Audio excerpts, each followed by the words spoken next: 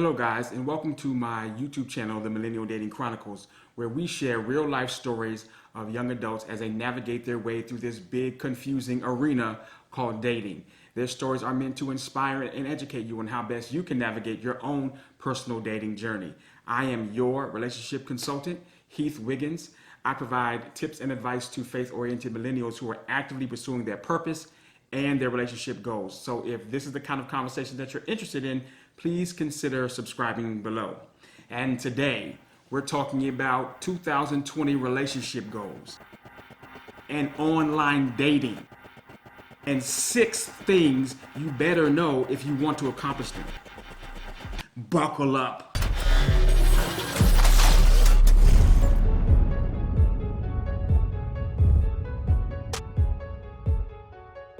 So let's first start by contextualizing your situation.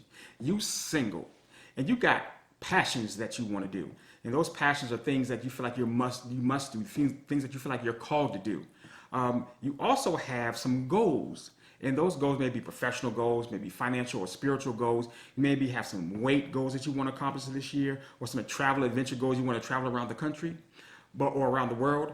But you also have some relationship goals, and they're not random or mystical goals. They're very specific goals, and they're very specific things that you want to do or things that you want to do and build with somebody else.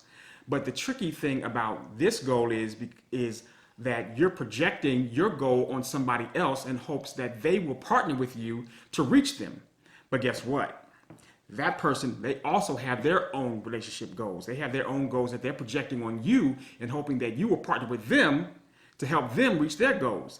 So the question is, where do you meet the right person that shares and supports your personal goals and your relationship goals? And the place to do that in 2020 is online.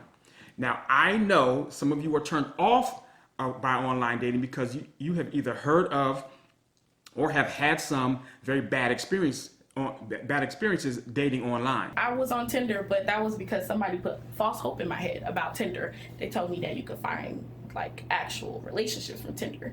But then I got on Tinder and I realized that's a lie. So really? Everybody on Tinder wants sex. Everybody. There's not a single person has DM'd me on Tinder that does not want sex. Like, I tried to use it to seriously like date, but nobody on it. I think it's more of a generational thing with online dating for us. At our age, people are online to look for hookups.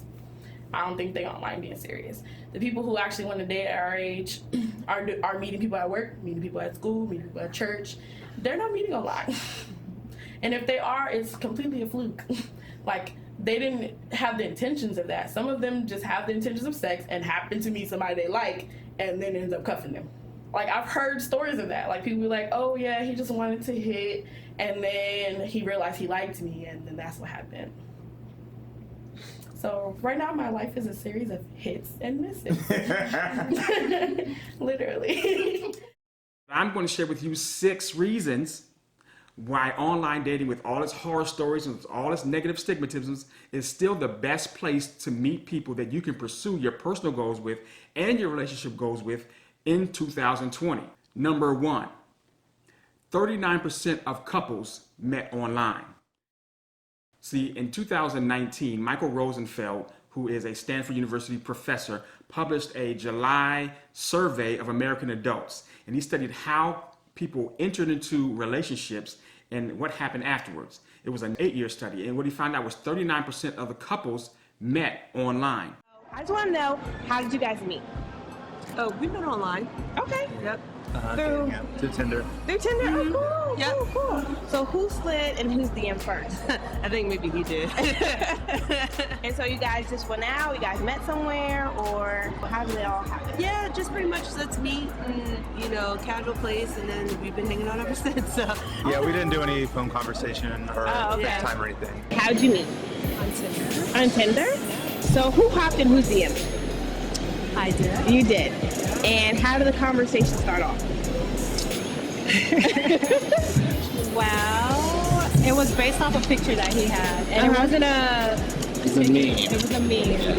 So I made like a funny comment about it, and then that's how our conversation developed. Which leads me to my number 2 reason why online dating is the best place to meet people. The matching algorithms have improved along with technology since 1995. See, online dating sites started with the internet back in 1995 with Match.com. That was the first one.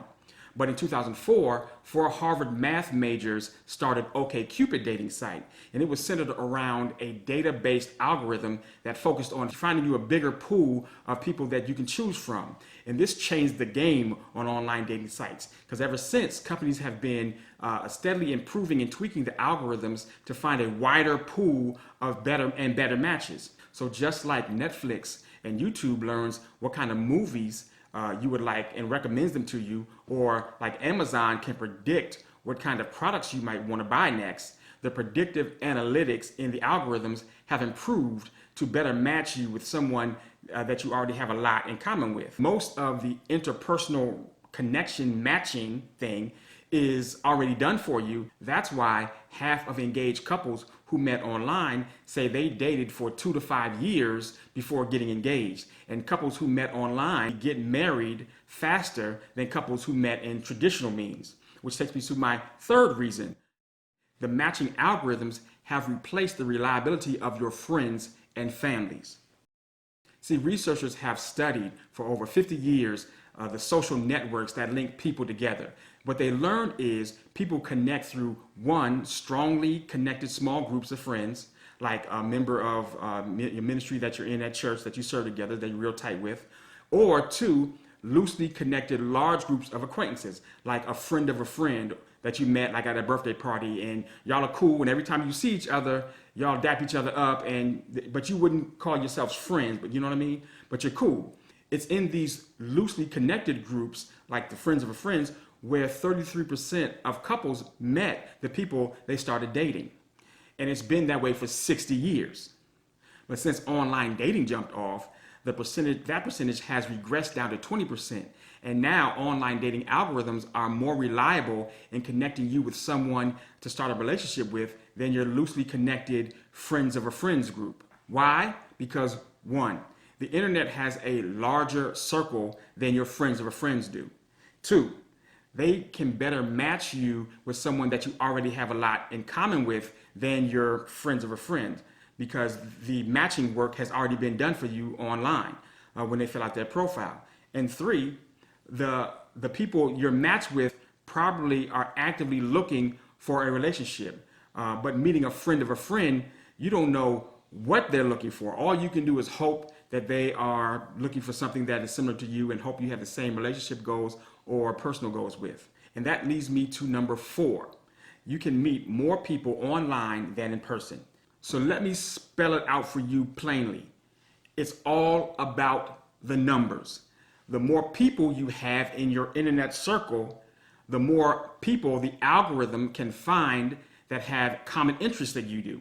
And from that pool, you have options. You can swipe through the ones that you're interested in, or you can discard the ones that you're not. Then what's left over is the people you should meet, because the goal is to meet people, not to date people or to start a relationship with people. So those steps come later. You can't date or start a relationship with someone you haven't met yet. The greatest use of online dating apps is to meet people. In fact, you're not online dating, you're actually online meeting. So you should be swiping on 10 to 15 people a week. That's right, 10 to 15 people a week. And it's from those people you can chat and text with them. And if any of them are ask you out or you're interested in going out with them, go out and do a coffee date with them. Or if you're interested in hooking up, no, not hooking up. If you're interested in meeting them, then go do a coffee or a happy hour meetup with them. Not because you want to create a relationship with them. That comes later, several steps later.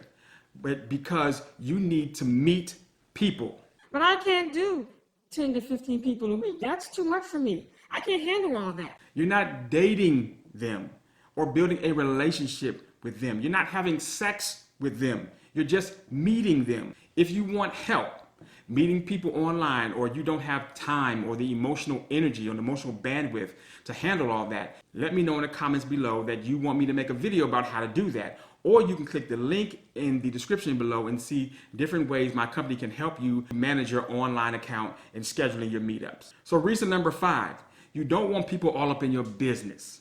So let's face it, some G's like to move in silence.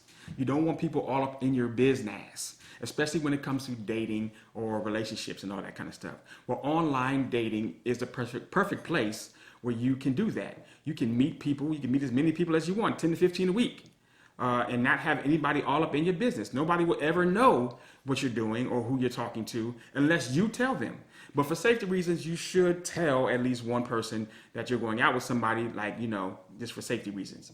And you probably do that already. That's already probably a part of your dating protocol, so you're good. So the sixth reason is not everyone is just trying to hook up anymore. See, when online dating started back in 1995, it was predominantly used by gay and lesbian individuals who spawned that whole hookup culture. And that kind of migrated over into the heterosexual individuals, not that they weren't doing it already, but they were doing it more online. And see, back then, when people would connect with online dating sites like MySpace or BlackPlanet.com or Black People Meets, all they were doing was exchanging sex. What formed my dating experience was I had home dates. Like, I met girls on Black Planet, and they didn't want to go to school, so they would skip school, catch the bus and the train and the bus to my house. And those were my dates. It was the best scam because girls might not even like me that much, but they didn't want to go to class. So I gave them a place to go during the day, and it worked out for me. As a teenager, if I went on multiple dates or if I had sex with a girl, she assumed, okay, we're in a relationship. And much to her dismay, when she found out that I didn't look at it the same way, but my views were shaped by my stupid friends, England Arden, who they didn't have anybody teach them the right way and what to do, so they taught me. And as far as I knew, you were supposed to meet girls, have sex with them, and then never answer their calls again. See, many of you have heard of or either had those horror story experiences back in the day.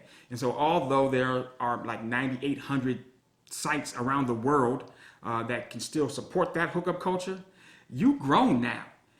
If you were 10 back in 95, you 35. If you were all about that life back then, you've been done hooked up. You've been there, done that, and you got the emotional scars to prove it.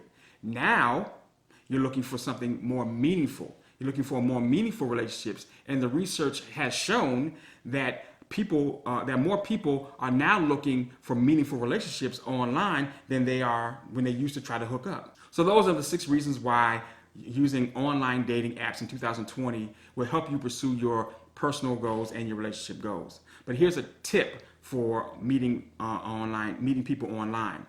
There's a difference between dating apps and matching apps. See, dating apps, I found this doing my research. Dating apps help you meet people, and matching apps help you find a partner. So depending upon what your relationship goals are, you should use the app that best suits those needs. Researchers recommend using multiple apps because each app has its own niche. I'm officially not recommending any particular app, but here's some stats of the success of those most popular apps that are out there. I personally recommend using dating apps over matching apps because they focus on meeting people in the internet circle. Because to me, going out on a date with someone that's supposed to be a quote-unquote match puts too much pressure on that first date. It also sets too high of a bar of expectations that person has to meet in order to be like the one. It's less pressure on you and the other person when you're just going out to meet someone with no expectations of who that person will be to you in the future. So I hope this information was helpful to you. If you think so, please consider liking this video. It doesn't cost you anything, but it means a lot to me, and it also helps me get the word out with this video and help other people. Also, thank you to everyone who has already subscribed, and if you haven't done so yet, please consider subscribing to this channel. And thank you for watching this video, and we will see you in the next Millennial Dating Chronicles.